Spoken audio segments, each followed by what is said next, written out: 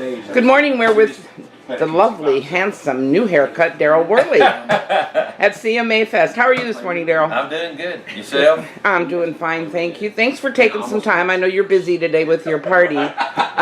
We just saw you a few months back, but what's been going on? Working on new music. We got a brand new project that we're getting ready to release.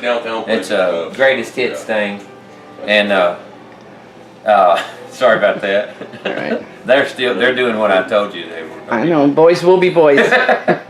and so we're just trying to get that thing finished up. We've got all the hit songs are done, and we lack about I'd say 3 or 4 more on the new tracks, having them all finished up. So we were going to try to get that thing out this year, and just recently the distributor that's going to help us handle the product said, you know, if we make it an early spring, like February release, then we can really set it up like it needs to be set up. And so I think we're going to start dropping some teasers and things like that in like October or November of this year, and then the product will be available like February. So it'll be my first volume of the greatest hits, and I'm pretty excited about it, especially you know, the new music that's on there has got a cool vibe about it. And I'm doing everything in Muscle Shoals, Alabama now. I'm back down there instead of working up here in Nashville.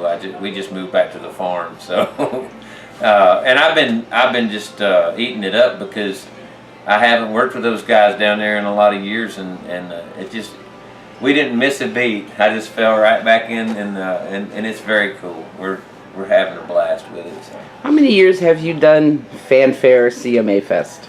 Oh my gosh.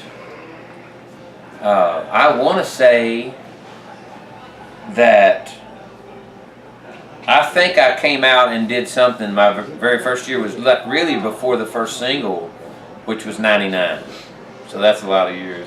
How many changes have you seen? Almost 20 years of Fanfare. Oh, that's crazy. How many changes have I seen?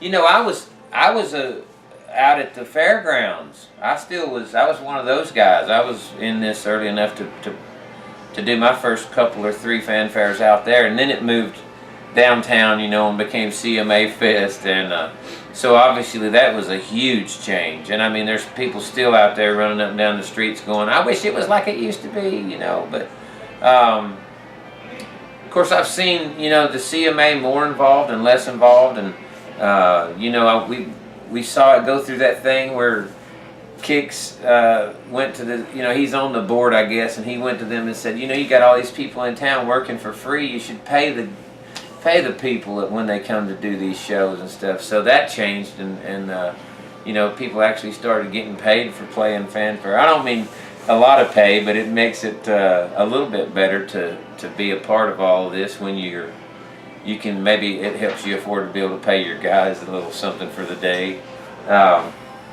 And I mean,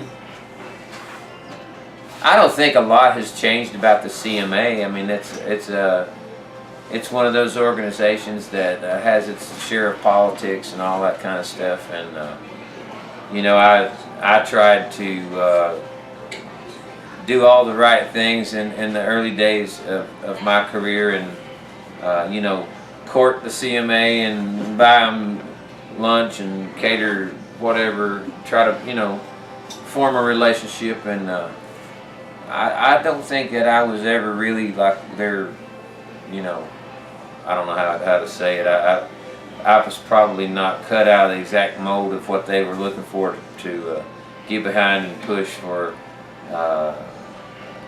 whatever they could do to help me. But I mean, it's one of those things in this business where you kind of have to decide what you want to do. You have to decide, you know, do I want to make some organization happy and play the game and always be in the clique, or do I want to just make good music and hopefully some people will love that?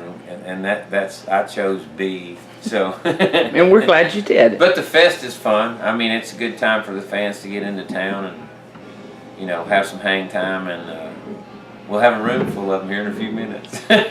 What are some of your favorite, like, places around town just to play in, like acoustic, or just some of the bars, or? You know, I always enjoyed playing at Tootsie's, whether it was with a full band or if we just did an acoustic thing there. I like to play the stage. Legends is a cool spot. Oh gosh, I don't know. There's places all around now, you know. We played the Wild Horse quite a few times, and it's not a bad venue. It's a bigger place, and it's an open hall that a lot of folks can get into. And we've back in the day, we used to play there more so than we do now. We still play there every now and then. And we've done 2 or 3 years in a row. We did a thing at Acme across the road, and it's a pretty fun venue when you got a lot of people in there. So. Man, it's up and down the street. There's so many great places full of history. You can't hardly go wrong.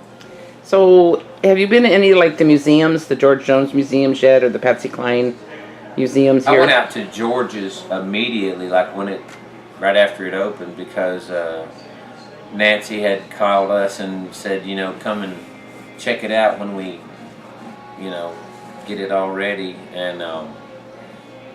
And I had a buddy that was playing upstairs in the open air bar kind of area, and so we went down one day and saw all the museum, and then we went upstairs and checked out our buddy that was playing.